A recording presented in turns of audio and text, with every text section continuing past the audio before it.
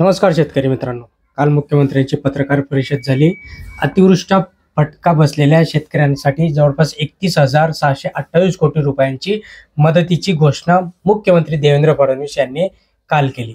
अतिवृष्टीबाधित भागातील पायाभूत सुविधांसाठी 10,000 कोटी रुपयांची तरतूद करण्यात आलेली आहे असंही त्यांनी सांगितलं. त्याचप्रमाणे शेतकऱ्यांना 3 हेक्टर पर्यंतच्या मर्यादेमध्ये मदत करण्यात येईल असंही त्यांनी या सांगितलं. राज्याच्या इतिहासात आजवरचे हे सर्वात मोठे पॅकेज असणारे असा गाजावाजा करत त्यांनी दुष्काळाच्या सर्व सवलती आणि उपाययोजना या शेतकऱ्यांना लागू करण्यात असल्याचंही त्यांनी यावेळेस सांगितलं. आगामी स्थानिक स्वराज्य संस्थांच्या निवडणुकीच्या पार्श्वभूमीवर शेतकऱ्यांची नाराजी नको म्हणून महायुती सरकारने घाईघाईत मदतीचे पॅकेज जाहीर केलं की काय असं इथे दिसते. कोरडवाहू शेतीसाठी प्रति हेक्टरी 18,500 रुपये, बागायतीसाठी 27,000 रुपये, तर बहुवार्षिक प्रति हेक्टरी 32,500 रुपये अशी मदत दिली जाणार असल्याचं त्यांनी जाहीर केलं. आता मदत ही दिवाळीपूर्वी देण्यात येईल असंही त्यांनी सांगितलं, पण ते किती शक्य आहे हे आता येणाऱ्या काळातच समजणार आहे. येत्या 4-5 दिवसातच समजणार की ही मदत आपल्या शेतकऱ्यांच्या खात्यामध्ये ट्रान्सफर होईल का नाही. नमस्कार, मी सचिन परत एकदा तुमचं स्वागत करतो. मित्रांनो, शेवटपर्यंत बघा, म्हणजे सर्व माहिती तुम्हाला त्यांच्या पत्रकार परिषदेमधील महत्त्वाचे मुद्दे काय होते ते व्हिडिओच्या माध्यमातून बघायला मिळतील. चॅनलला सबस्क्राईब करून ठेवा, लाईक करायला विसरू नका. राज्यात जूनपासून अनेक भागामध्ये अतिवृष्टी आणि पूर परिस्थिती निर्माण झाली होती. विशेषतः सप्टेंबरमध्ये मराठवाडा आणि सोलापूर जिल्ह्यामध्ये झालेल्या अतिवृष्टी आणि पूर परिस्थितीमुळे शेतकऱ्यांचं मोठ्या प्रमाणामध्ये नुकसान झालं आहे. त्यामुळे राज्याचा ओला दुष्काळ जाहीर करावा अशी शेतकऱ्यांची आणि सर्वसामान्य जनतेची मागणी होती.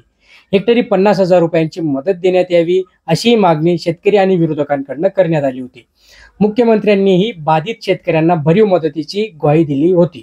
या पार्श्वभूमीवर राज्य मंत्रिमंडळाच्या बैठकीत अतिवृष्टी संबंधित बाधितांना मदतीसाठी 31,628 कोटींच्या प्रस्तावास मान्यता देण्यात आली.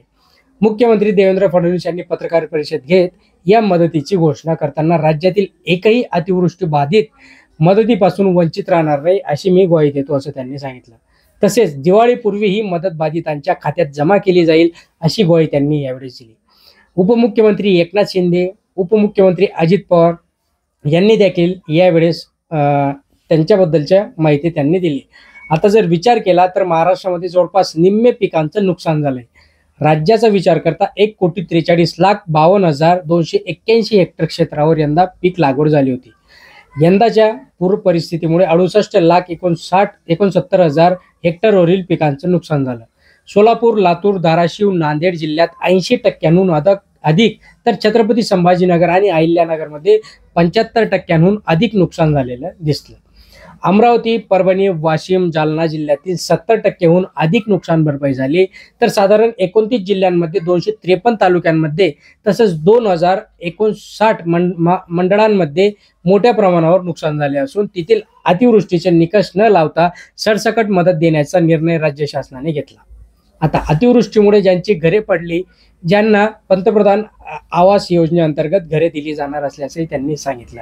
ज्यांची शेत जमीन खरडून निघाली अशांना हेक्टरी 47,000 रुपये, तर रोजगार हमी योजनेतून हेक्टरी 3 लाख रुपयांची मदत दिली जाणार असल्याचं त्यांनी यावेळी सांगितलं. आपत्तीग्रस्तांना राष्ट्रीय आपत्ती मदत निधी तर्फे म्हणजे जे काही आपण NDRF म्हणतो नुसार 2 हेक्टरच्या मर्यादेमध्ये जिरायती पिकांसाठी हेक्टरी 8,500 रुपये, बागायती पिकांसाठी 17,000 आणि बहुवार्षिक पिकांसाठी 22,500 रुपये मदत दिली जाणार असल्याचं त्यांनी सांगितलं. राज्य सरकारकडनं यातून हेक्टरी 10,000 रुपयांची वाढ त्यांनी केली असल्याचं त्यांनी सांगितलं आणि हेक्टरी मर्यादा 3 हेक्टरपर्यंत केली. त्यासाठी राज्य सरकारने अतिरिक्त 6,175 कोटी रुपयांचा निधी देणार असल्याचं सांगितलं. त्याचप्रमाणे ज्या 45 लाख शेतकऱ्यांना आपल्या पिकांचा विमा उतरवला आहे त्यांनाही विमा कंपन्यांच्या माध्यमातून नुकसान भरपाई पोटी हेक्टरी 17,000 रुपये मिळतील असा अंदाज त्यांनी यावेळी सांगितला.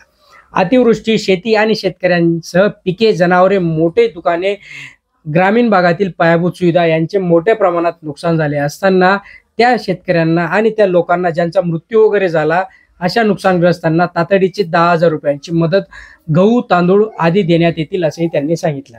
पण यावेळेस ही मदत काही कमी नाही वाटत का? जर एखाद्याचा मृत्यू झाला तर त्याला तुम्ही फक्त 10,000 रुपये देताय. डोंगरी भागाचा विचार केला तर घरे बांधण्यासाठी अतिरिक्त 10,000ची मदत देण्यात येईल. तसेच ज्या दुकानांचं नुकसान झालंय अशांना 50,000 रुपयांपर्यंत आणि मृत्युमुखी पडलेल्या जनावरांना 3,000 तीन जनावरांची अट न ठेवता प्रति जनावर 37,500 रुपये प्रति हेक्टरी आणि कोंबड्यांसाठी 1,000 रुपये असं त्यांनी यावेळेस सांगितलं. तर विहिरींसाठी 30,000 रुपये त्यांनी देणार असल्याचं सांगितलं, ज्या विहिरी खचल्या असतील त्यांच्यासाठी. आता या सगळ्यासाठी मत्स्य व्यवसायांसाठी 100 कोटींची तरतूद देखील या सरकारने करून ठेवली आहे असंही त्यांनी सांगितलं. शेतकऱ्यांना मदत देताना त्यांनी शेतीची नोंदणी क्रमांक म्हणजे ॲग्रिस्टेक मधील माहिती ग्राह्य धरली जाईल. त्यासाठी कुठलीही कागदपत्रे सादर करण्याची आवश्यकता राहणार नाही. तसेच पूरग्रस्तांना जिल्हा नियोजन समितीच्या निधीतील 5% निधी राखीव ठेवण्यात आला असल्याचंही त्यांनी यावेळेस सांगितलं. आता या माध्यमातून 1,500 कोटी उपलब्ध करून देण्यात येणार असल्याचंही त्यांनी सांगितलं. या भागात टंचाई परिस्थितीमध्ये लागू असलेल्या सर्व सवलती, जमीन महसुलात सूट, पीक कर्जाचे पुनर्गठन, शेती कर्ज वसुलीसाठी लावलेले तगादा स्थगिती, वीज बिल माफी, शाळा कॉलेज परीक्षा शुल्कात माफी, रोयो कामामध्ये शिथिलता या सवलती लागू करण्यात येणार असल्याचं त्यांनी सांगितलं. बळीराजा वीज सवलत योजनेअंतर्गत कृषी पंपांना आधीच वीज देयक माफ केले असल्यामुळे वीज देयकाची वसुली होणार नाही असंही त्यांनी यावेळेस स्पष्ट केलं.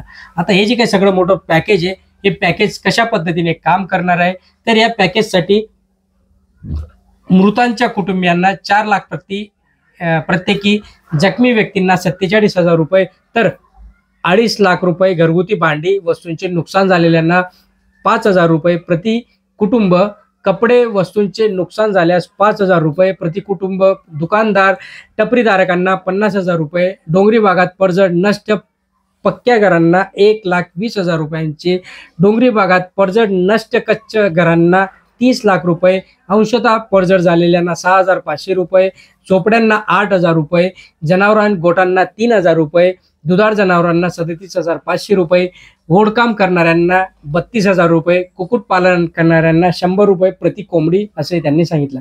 आता प्रति हेक्टरी जी काही मदत आहे ती मदत देखील त्यांनी वाढवली आहे. कोरडवाहू शेतीसाठी त्यांनी 18,500 रुपये केलंय, बहुवार्षिक पिकांसाठी 27,000 रुपये, तर बागायतीसाठी 32,500 रुपये त्यांनी दिले असल्याचं समजतं. हे सगळं जे काही पॅकेज आहे हे पॅकेज त्यांनी जाहीर केलं. मला तरी वाटतं की संपूर्ण माहिती या व्हिडिओच्या माध्यमातून तुम्हाला मिळाली असेल. आता फक्त एकच आहे आपलं की ही जी काही पॅकेज आणि घोषणा या सरकारने जाहीर केल्या आहे त्या लवकरात लवकर शेतकऱ्यांच्या खात्यामध्ये डिपॉझिट करण्यात याव्या. याच्यामध्ये एकच गोष्ट नाही आवडल्यासारखी, ती म्हणजे ॲग्रिस्टेकची यांनी अट टाकली. आता ॲग्रिस्टेकमध्ये बहुतेक अजून जवळपास 30 ते 40% शेतकऱ्यांकडे ॲग्रिस्टेकचं कार्ड तयार झालेलं नाही आहे आणि म्हणूनच अशा शेतकऱ्यांना या योजनेपासून वंचित राहणार की काय, हा एक सगळ्यात मोठा असलेला प्रश्न आता उपस्थित झालेला आहे. मित्रांनो, तुम्हाला काय वाटतं या सरकारविषयी, या पॅकेजविषयी? नक्कीच खाली कमेंट बॉक्समध्ये कळवा. चॅनलला सबस्क्राईब करून ठेवा, लाईक करा. धन्यवाद.